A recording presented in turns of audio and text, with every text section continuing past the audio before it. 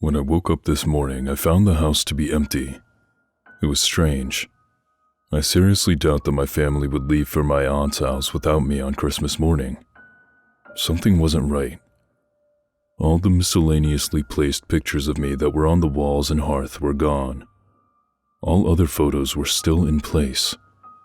Another thing that struck me as odd was the fact that there were no gifts, that just last night were meticulously put under the tree this morning.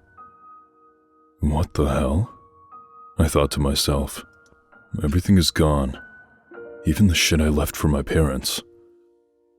Just then I heard a low, guttural growl that made me practically jump out of my skin. I quickly turned my head to see my dog baring her teeth, in a semi-defensive position. She stared at me with a terrified look in her eyes as she growled. I took a step toward her and she ran into the other room as fast as she could. She did leave a nice piss stain in the carpet though. Shit, I muttered under my breath. Something definitely isn't right. I walked through the house and everything was a mess. Tables and chairs were turned over, and lamps were smashed. It looked as if a tornado went through the place. I felt like shit. I guess a good analogy would be that I felt as the house looked. I felt as if a cement truck had just punched me in the gut. I went upstairs to go to the bathroom and wash myself. The smell of cigarette smoke and cheap booze filled the air. I wondered what was going on. In the bathroom I looked in the mirror, and I must say I looked like a picture of the living dead. I was as white as friggin' sour cream.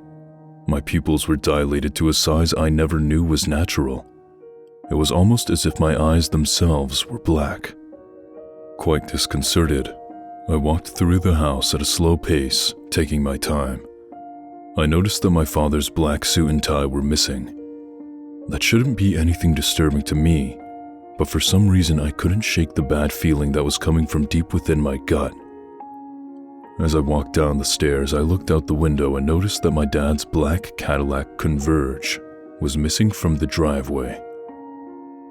So was my mom's Chrysler 300C. I was pissed that they just left me alone like this. Whatever, it was only 3 miles to my aunt's house.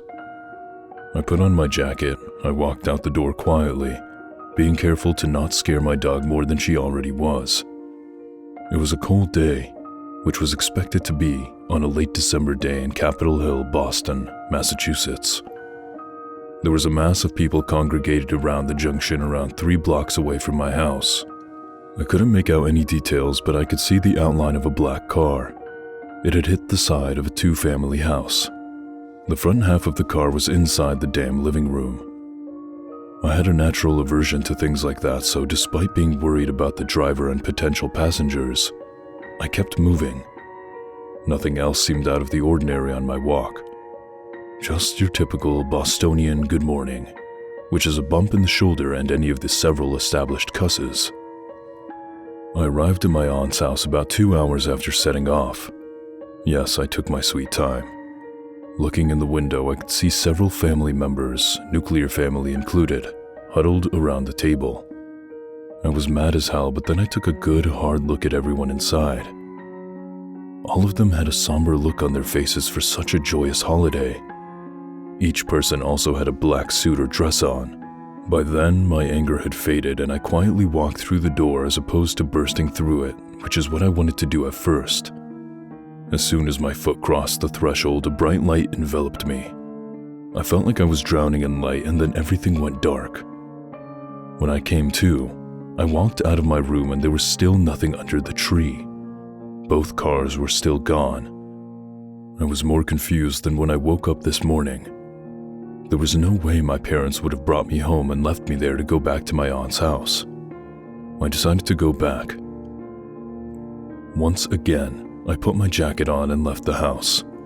I remembered that about 3 blocks away there was an accident and I figured I wouldn't be a pussy this time and check it out. The crowd was gone, and there were only 2 squad cars. One was on the corner and the other was right next to the crashed car. I walked right up to the car and was disturbed by the fact that the cop, eating a donut and reading the Boston Globe, did not take notice of my presence, despite the fact that I walked right by them. I dreaded looking inside the car and I hesitated for a few minutes.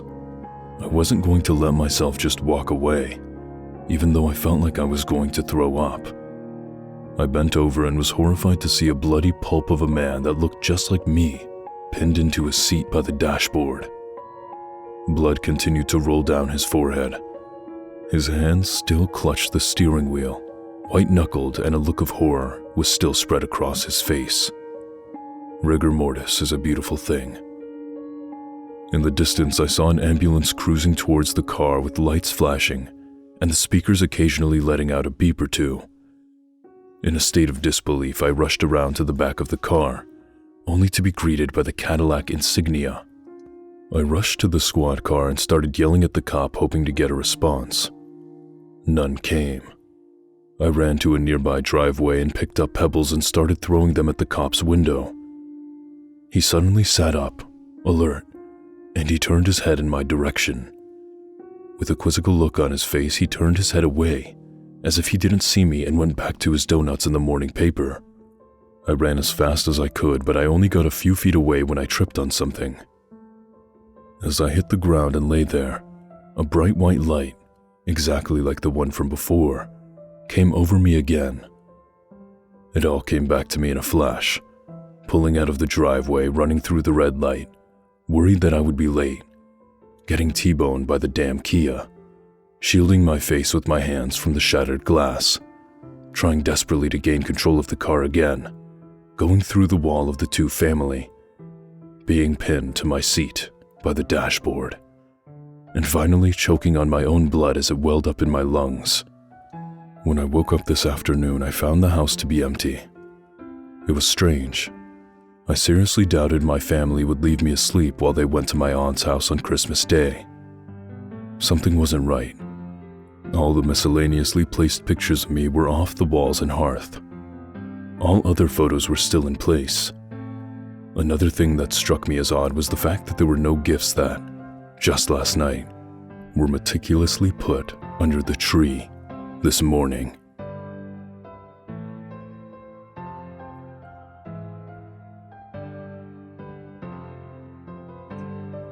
Okay, that was a no gifts this year, a viewer request. I really liked this one. I think that as soon as the dog was scared of them in the beginning, I knew what the ending was going to be, and so it was kind of obvious in that sense, but I thought it was written really well, and regardless of it being obvious, it was a nice story. There's only so many surprises and twists that you can put in a story, so I feel like you're gonna have to repeat some eventually. I've definitely heard stories like this before, but this one did a really good job. I'd give it a 4 out of 5. Let me know what you thought of it in the comments below. And thank you for listening, and for answering the call of the night spirit.